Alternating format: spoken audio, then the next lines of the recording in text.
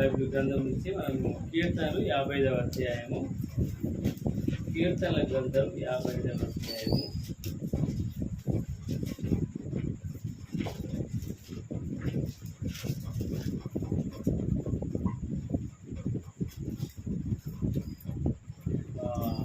ఇరవై నుంచి 23 వచనాలని మొత్తం జరుగుతున్నాం. 1 నుంచి 23 వరకు ఉన్నాయి. మార్చి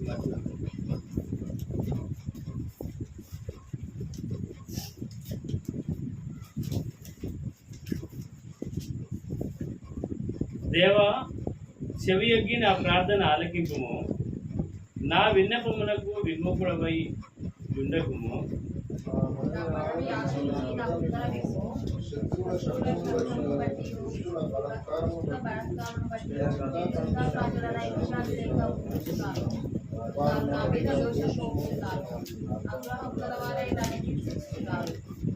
నా గుండె నాలో వేదన పడుచున్నది, మరణ భయము నాలో పుట్టుచున్నది.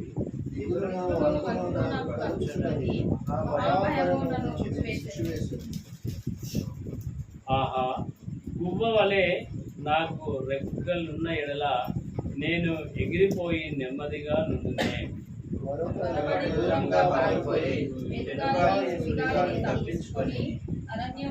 అరణ్యములో నివసించి యుందునే అనుకుంటుని, పట్టణములో బలత్కార కలహములు జరుగుట నేను చూచుచున్నాను. ప్రభువా, అట్టి పనులు చేయు వారిని నిర్మూలన చేయుము, వారి నాలుకలు ఛేదించుము.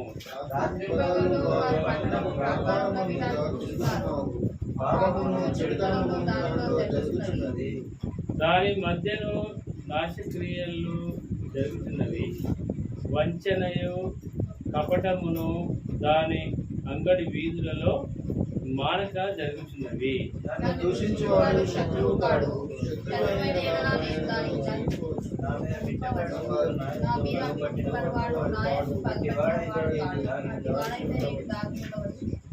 ఈ పని చేసిన నీవు నా సహకారివి, నా చెలికాడవు, నా పరిచయుడవు. మనము కూడి మధురమైన గోష్ఠి చేసి ఉన్నాము.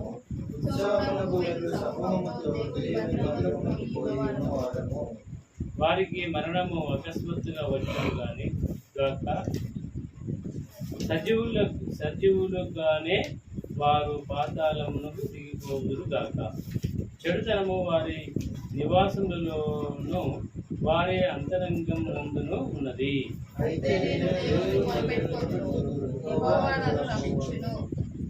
సాయంకాలమున, ఉదయమున, మధ్యాహ్నమున నేను ధ్యానించుచు మొరపెట్టుచున్నాను. ఆయన నా ప్రార్థన ఆలకించి ఉన్నాడు.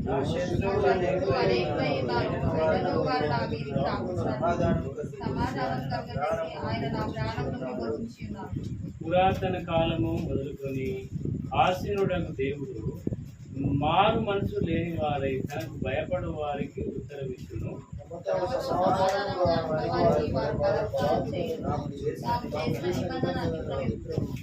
వారి నోటి మాటలు వెన్నవలే మృదువుగా నున్నవి. అయితే వారి హృదయంలో కలహం ఉన్నది, వారి మాటలు చమురు కంటే నునుపైనవి. అయితే తన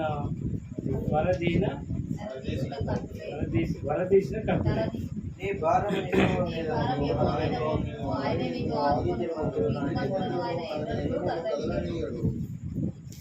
ఆ దేవా, నాశన కూపంలో నీవు వారిని పడవేదువు. రక్తపరాధులను, వంచకులను సగం కాలమైన బ్రతుకులు నేనైతే నీ అందు నమ్మిక ఉంచి ఉన్నాను. ప్రార్థన చేసుకుందాం. కృపాకనికరముల మా దేవ, పరిశీలన తండ్రి, మరి ద్వారా నాతో మాతో మాట్లాడిన ప్రభా, మరి ఈ యొక్క ప్రభా నిజం వాక్యం తండ్రి, మరి మమ్మల్ని తండ్రి పరిశీలించి ప్రభా, మరి మా ద్వారా తండ్రి విజయం వాక్యం ద్వారా దేవ మరి మేము విని దేవ ప్రార్థించు నాకు సహాయం చేయమని, దేవ మరి నేను కూడా జ్ఞానం వినవడం జ్ఞానం దయచేయమని, ఈ సన్నిధి నిలబడ్డ కారణం అయినప్పటికీ ఈ సన్నిధిని బట్టి మీ కృపను బట్టి మీరు నిలబెట్టినట్టుకై మీకే వందనం చెల్లిస్తూ మా ప్రభువైన యేసుక్రీస్తు పరిశుద్ధ ప్రార్థించి పెట్టుకుంటున్నాం మా తండ్రి.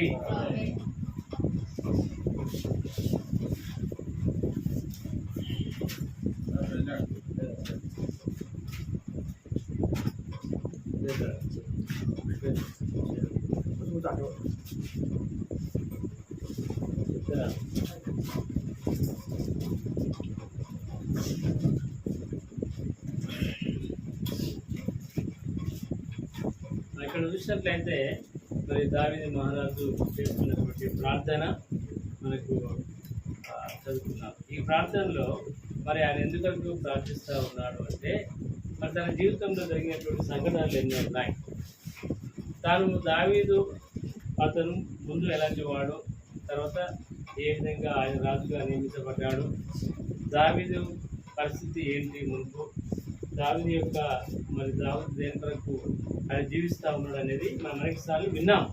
దావీదు గురించి విన్నాం. ఆయన దావీదు అంటే ఎవరు, ముందెవరు, గొర్రెల కాపరి అని విన్నాం. మనం గొర్రెలు కాచుకునేవాడు. అయితే ఆ గొర్రెలు కాసినప్పుడు మరి చాలా ఈజీ పని కాదు, అది ఎంతో కష్టమైన పని. ఎందుకంటే పర్వతం మీద ఎక్కించాలి, వాగుల్లో దింపాలి, ఆ తర్వాత ముండ్లల్లో దింపాలి, ఎన్నో కష్టాలు పడినట్టు పడతారు. ఆ ఎన్ని కష్టాలు పడినప్పటికీ కూడా తన జీవితంలో మరి నిజమైనటువంటి దేవుని అంగీకరించి ఉన్నాడు. ఆయన తన జీవితంలో మరి ఎంతగానో ఆరాధిస్తూ ఉన్నాడు, ఎప్పుడు ప్రార్థిస్తూ ఉన్నాడు, ఎప్పుడు దేవుణ్ణి స్తుతిస్తూ ఉన్నాడు. కాబట్టి ఆయన జీవితం అంతా కూడా దేవుని కొరకు సిద్ధం చేసినటువంటి మరి హృదయం గలవాడు. అందుకే ఎల్లప్పుడూ కూడా తాను ఎక్కడున్నప్పటికీ వ్యక్తిగతంగాను, లేదా తాను గొర్రెలు కాచుకుంటున్నప్పుడు గాను, లేదా తాను ఇంట్లో ఎప్పటికీ దేవుని యొక్క వాక్యంను మర్చిపోకుండా తన జీవితంలో ఎల్లప్పుడూ మన దేవుణ్ణి స్తుతిస్తూ ఉన్నాడు, దేవుని ఆరాధిస్తూ ఉన్నాడు, దేవుణ్ణి ప్రార్థిస్తూ ఉన్నాడు. కాబట్టి తన జీవిత యాత్రలో కూడా మరి ఎన్నో సంఘటనలు జరుగుతూ వచ్చినాయి. ఆ సంఘటనలు బట్టి కూడా తను ఎంతగానో బాధపడుతూ వచ్చినాడు, దుఃఖపడుతూ వచ్చినాడు, కాబట్టి శ్రమ పడుతూ వచ్చినాడు. కానీ అయినప్పటికీ కూడా తాను ఎప్పుడు కూడా మరి తన జీవితంలో మరి దేవుని మరిచిన వాడుగా లేడు. ఎల్లప్పుడూ మరి మనం సండే చదువుకున్నాం యోబు వాళ్ళే, నేనైతే ఎల్లప్పుడూ మన దేవుడు నాకు క్లియర్ చేసిందని చెప్పలేదు, కానీ దేవుడు నాకు అన్యాయం చేయదని చెప్పలేదు, కానీ దేవుడు ఎల్లప్పుడూ మరి సమస్తం ఇచ్చి సమస్తం తీసుకున్నాడుగా ఎలాంటి సాక్ష్యం కలిగి ఉన్నాడు యోబు కూడా. ఈ దావీదు కూడా దేవునికి మరి ఎంతో ఇష్టానుసారంగా జీవిస్తూ వచ్చినప్పటికీ కూడా కొంత ఈ లోకపరంగా తాను కొంత పాపంలో పడిపోయినప్పటికీ, తన కుమారుడు మరణించినప్పటికీ, అనేక మంది శత్రువులు ఆయన తరంతో ఉన్నప్పటికీ, అలాంటి పరిస్థితుల్లో ఉన్నప్పుడు మరి దావీదు ఏం చేస్తూ వచ్చినాడంటే దేవుని సన్నిధిలో మర్చిపోకుండా ప్రార్థిస్తూ వస్తూ ఉన్నాడు. ఆయన అవసరాలు అక్కర్లు బట్టి కాకుండా మరి ఆ పట్టణాన్ని బట్టి, ఆ పట్టణంలో ఉంటున్నాడు, ఆయన రాజుగా ఉంటున్నాడు, ఆ పట్టణం కొరకు ప్రార్థించేవాడుగా ఉంటున్నాడు. పట్టణంలో మరి మారు మనసులోని ప్రజలు అనేక మంది ఉంటున్నారు, వారందరి కొరకు కూడా వాడుగా ఉంటున్నాడు. కాబట్టి మనం కూడా మరి గ్రామంలో ఉంటున్నాం, గ్రామం కొరకు, మన దేశం కొరకు మనం ప్రార్థించే వారంగా ఉండాలని చెప్పుకుంటా ఉన్నాడు. అందుకే ఇక్కడ చూసినట్లయితే మొట్టమొదటి వచ్చిన దేవా, చెవేకి నా ప్రార్థన ఆలకించుము, నా విన్నపములకు విముఖుడవై ఉండకము. కాబట్టి నేను విన్నవిస్తాను, నాకు ఈ అవసరాలు ఉన్నాయి, ఈ అక్కర్లు ఉన్నాయి, వేకమితం నేను ప్రార్థిస్తాను, వాటిని మీరు వినాలి అంతే. విముఖుడవై ఉండకము, వినకుండా ఉండకూడదు ప్రభువా. అందుకే నేను ఏమంటున్నాను, మళ్ళీ ఏమంటున్నాను, నా మనవి ఆలకించి నాకు ఉత్తరం ఇవ్వు. కాబట్టి మన మనవులు ఏమంటున్నారు, నీ సమస్య ఏంటి, నీ కుటుంబ సమస్య ఏమిటి, నా సమస్య ఏమిటి, మన అన్ని విషయాలు వ్యక్తిగతంగా, కుటుంబపరంగా, సంఘపరంగా ఏవైతే మన అవసరాలు అక్కర్లు ఉంటున్నాయో వాటన్నిటి కొరకు తన జీవితంలో తను ప్రార్థిస్తూ వచ్చినాడు. కాబట్టి మనం కూడా దావీదు వలె మరి ప్రార్థించే వారంగా ఉండాలని మరి దేవుని యొక్క వాక్యం ద్వారా మనం నేర్చుకుంటూ ఉన్నాం. కాబట్టి ఆయన ఏమంటుంట, నా మనవి ఆలకించి నాకు శత్రువులు శబ్దమును బట్టి, దుష్టుల బలత్కారమును బట్టి నేను చిత్తక్రాంతుడనై విశ్రాంతి లేక ఏమంటాడు ఇక్కడ, ములుగుచున్నాను. వారు నా మీద కోపము దోషము మోపుచున్నారు, అగ్రహము గల వారై నన్ను హింసిస్తున్నారు. కాబట్టి శత్రువులు అనేక మంది ఉంటారు. మనం మంచిగా జీవిస్తే మనం అనుకున్నప్పటికీ కూడా అనేక మంది శత్రువులు కూడా మనకు ఉంటారు, దాదుకున్నట్టుగా మనకు. కాబట్టి అసలు మనం జీవమైన దేవుని విశ్వాసం నుంచి దేవుని యొక్క మార్గంలో నడుచుకుంటున్నాం అంటేనే మనకు శత్రువులు కనిపిస్తాం, మనమే శత్రువులు కనిపిస్తాం. కాబట్టి వాళ్ళు మనకు వాళ్ళ శత్రువులు అయి ఉంటారు. ఎందుకంటే వీళ్ళు మా దేవుని దగ్గర రారు, మమ్మల్ని మొక్కరు, మమ్మల్ని విడిచిపెట్టారు, వాళ్ళ సంగతి ఏదో చూద్దామని కడికి వాళ్ళు వస్తారన్నట్టు అనేకసారి. కాబట్టి ఇక్కడ అలాంటి పరిస్థితులు వచ్చినప్పటికీ కూడా మరి దావీదు మాత్రం తన జీవితంలో మరి ప్రభువును ఎల్లప్పుడూ ప్రార్థిస్తూనే ఉన్నాడు, ఆరాధిస్తూనే ఉన్నాడు. కాబట్టి ఇక్కడ ఆయన అవసరాలు అర్థాలు ఏవైతే ఉన్నాయో వాటిని అడుగుతూ వస్తున్నాడు దేవుణ్ణి. అందుకే ఇక్కడ చూసినట్లయితే 54వ అధ్యాయం 2వ వచనం చూద్దాం. అక్కడ 54 2వ వచనం చూసినట్లయితే, దేవా నా ప్రార్థన ఆలకింపుము, నా నోటి మాటలను చెవిలో పెట్టుము. కాబట్టి ప్రార్థన దావీదు చెప్తూనే ఉన్నాడు, నా నోటి మాటలు నీవు చెవిలో పెట్టు, విను, నాకు అవసరాలు ఉన్నాయి ఇవి. కాబట్టి నేను నా శత్రువులు నన్ను వెంబడిస్తూ ఉన్నారు అని చెప్పేసి. కాబట్టి నా గుండె నాలో వేదన పడుచున్నది, మరణ భయం నాలో పుట్టుచున్నది, దిగులును వణుకును నాకు కలుగుతున్నది, మహాభయం నన్ను ముంచివేసింది. కాబట్టి ఆయన జరిగినటువంటి సంఘటనలు తన జీవితంలో మరి ఎంతగానో ఆయన భయపెట్టించే విధంగా ఉంటున్నాయి, ఆయనను బాధ పెట్టే విధంగా ఉంటున్నాయి. ఆయన గుండె కూడా మరి నా గుండె నాలో వేదన పడుతున్నది, బాధపడుతూ ఉన్నది. కాబట్టి ఆ శత్రువులు ఆయన వెంబడి చేస్తున్నటువంటి ఎన్నో సంఘటనలు జరిగి ఉంటున్నాయి. వాటన్నిటి కొరకు ఆయన మన దేవుని దగ్గరికి వచ్చి, నా పరిస్థితి ఇది నాయన, మీరు ఏం చేస్తారు నాకు తెలియదు, కానీ నా ప్రార్థన మాత్రము వినండి, నాకు జవాబు దయచేయండి, నా మాటలకు చెవున పెట్టండి అని చెప్పేసి దేవుని యందు మొరపెడతా ఉన్నాడు. కాబట్టి 61 కూడా చూద్దాము. 61వ అధ్యాయము 1వ వచనం చూసినట్లయితే అక్కడ మాట్లాడి,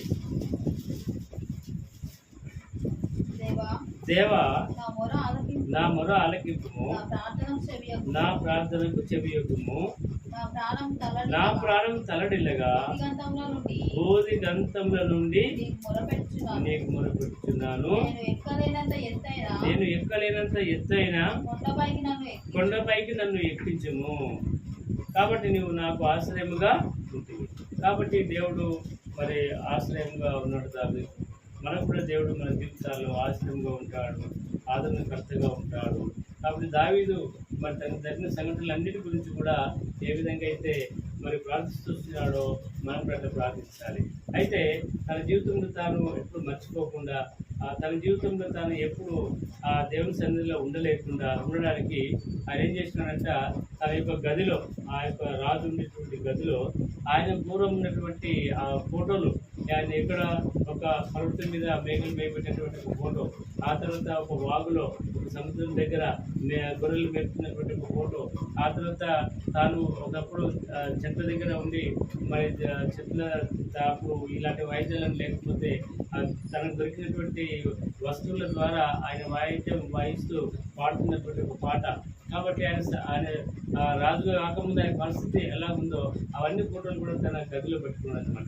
ఎందుకంటే ఆయన గుర్తు ఆ ఫోటో చూడగానే, అరే నేను రాజును కదా అని గర్వించకుండా ఆ ఫోటోను చూస్తే ఏమైపోతుంది, ఆయనకు ఆయన నిజస్థితి తెలిసిపోతుంది అనమాట. అయ్యో నేను ఒకప్పుడు అలాంటి వాడను కదా, నన్ను దేవుడు ఈ విధంగా నన్ను దేవుడు ఆశీర్వదించినాడు, ఈ విధంగా నన్ను మరి రాజుగా నియమిస్తున్నాడు, ఈ విధంగా నన్ను దేవుడు కాపాడుతున్నాడు అని చెప్పేసి ఆయన మర్చిపోకుండా గుర్తుగా తన రాజగదిలో ఆ ఫోటోలు పెట్టుకున్నాడు.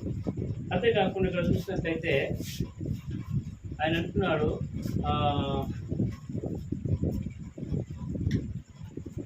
10వ వచనం చూసినట్లయితే,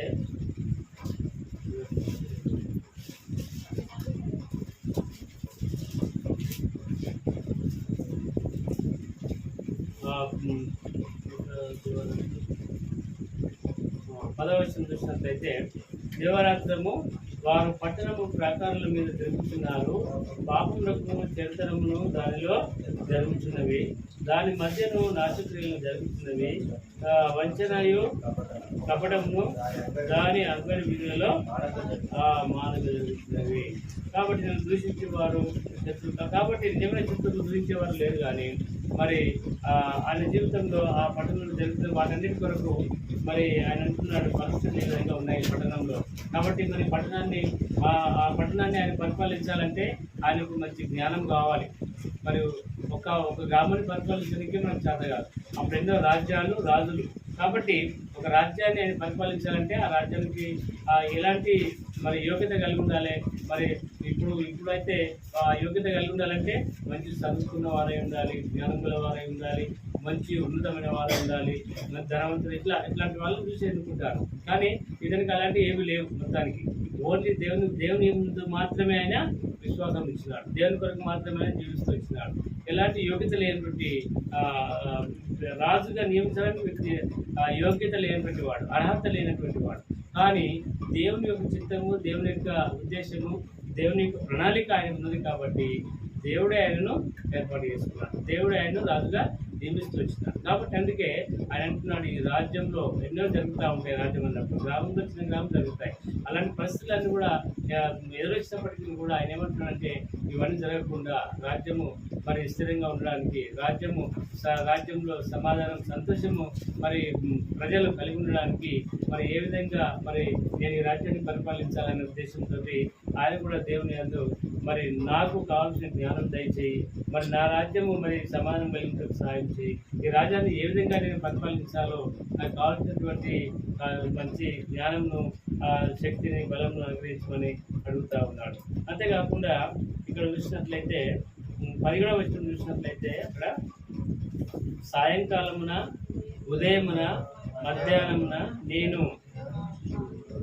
ధ్యానించు మొరపెట్టుచున్నాను, ఆయన నా ప్రార్థన ఆలకించి ఉన్నాడు. కాబట్టి ఇక్కడ దేవుడు మరి ఆయన యొక్క ప్రార్థన ఆలకించి ఆయన పట్ల ఎంతో మరి సహాయం చేస్తూ వస్తూ ఉన్నాడు. అందుకే ఇక్కడ అంటాడు 22వ వచనంలో ఒక మాట అంటున్నాడు, ఇక్కడ నీ భారము యెహోవా మీద మోపము, ఆయన నిన్ను ఆదుకొనును, నీతిమంతుడును ఆయన ఎన్నడును కదలనీయడు.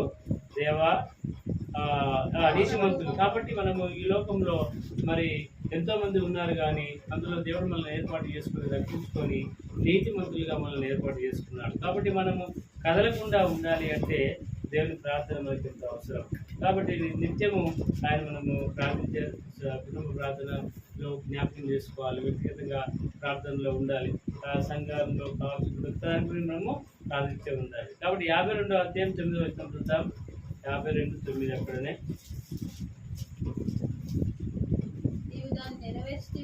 నీవు దాన్ని నెరవేర్చి కనుక నేను నిత్యం నిన్ను స్తుతించదను. నీ నామము నీ భక్తుల దృష్టికి ఉత్తమమైనది, నేను దాన్ని స్మరించి కనిపెట్టుకుంటున్నాను. కాబట్టి దేవుడు నెరవేర్చినది అనేది ఉండదు. ఏదైనా దేవుడికి సమస్తం సాధ్యం కాబట్టి ఆయన నెరవేరుస్తానంటున్నాడు. కాబట్టి నెరవేర్చినందుకు ఆయన మళ్ళీ ఎంతో కృతజ్ఞత కలిగి నేను నిత్యము నిన్ను స్తుతిస్తాను అంటున్నాడు. కాబట్టి దీని అందు భయభక్తి కలిగి ఉంటాను అంటున్నాడు. ఉత్తమమైన వాటిని నేను నాకు మరి జరిగిస్తావు ప్రభు అని చెప్పేసి ఎంతగానో మరి ప్రార్థిస్తూ వస్తున్నాడు. దాని ప్రార్థన ద్వారా మరి ఆయన రాజ్యాన్ని స్థిరపరిచి ఆయన కావాల్సిన జ్ఞానం ఇచ్చి మరి ఆ రాజ్యంలో ఉన్న వారు అనేక మంది ఉన్నారు. కాబట్టి వారందరికీ కూడా మారుమర్చిన ప్రజలు ఎంతో శత్రువులుగా మారినప్పటికీ, వెంటాడినప్పటికీ తాను భయపడకుండా మరి ఎంతగానో దేవుని యందు ఆయన స్థిరంగా ఉండడానికి ఎంతగానో ప్రార్థిస్తూ ఉంటాడు. అంతేకాకుండా 66:19 చూద్దాం. 46వ అధ్యాయం 19వ వచనం. నిశ్చయముగా దేవుడు నా మనవి అంగీకరించి ఉన్నాడు, ఆయన నా విజ్ఞాపన ఆలకించి ఉన్నాడు. 20 దేవుడు నా ప్రార్థనను త్రోసివేయలేదు, నా యొద్ద నుండి తన కృపను తొలగింపలేదు, ఆయన సన్నిధింపబడును. ఇక్కడ చూసినట్లయితే నిశ్చయముగా దేవుడు మనకి ఏమంటున్నాక ఆయన మనల్ని అంగీకరించి ఉన్నాడు. కాబట్టి మన ప్రార్థన కూడా దేవుడు అంగీకరించడానికి సిద్ధంగా ఉన్నాడు. ఆయన నా విజ్ఞాపన ఆలకించిన విజ్ఞాపనలు మనకు కావాల్సిన కూడా విజ్ఞాపనల ద్వారా దేవునికి దేవునికి మనకు ఆ యొక్క సంధి కలిగి ఉంటున్నాము. ఆ యొక్క మాట్లాడేటటువంటి అర్హతను, దేవునితో మాట్లాడేటటువంటి శక్తిని ఈ ప్రార్థన ద్వారా మనం పొందుకునే వారంగా ఉంటున్నాం. అందుకే ఇక్కడ అంటున్నాడు, నా యొద్ద నుండి తన కృపను తొలగింపలేదు. కాబట్టి దేవుని కృప ద్వారానే నిత్యము మనము ఆయన స్తుతించే వారంగా ఉండాలి, ఆయన ప్రార్థించే వారంగా ఉండాలని దేవుడు కోరుతా ఉన్నాడు. కాబట్టి సంఘ విషయాల కొరకు మరి అన్న ఇచ్చినాడు కాబట్టి ఏ విషయాలు ప్రార్థించాలో మరి అన్న ఇచ్చాడు కాబట్టి దేవుడి వాక్యం దీవించుకున్నాం. ప్రార్థన చేసుకుందాము. ఈరోజు సాయంత్రం నుంచి ఫిబ్రవరి క్యాంప్ జరుగుతూ ఉంది.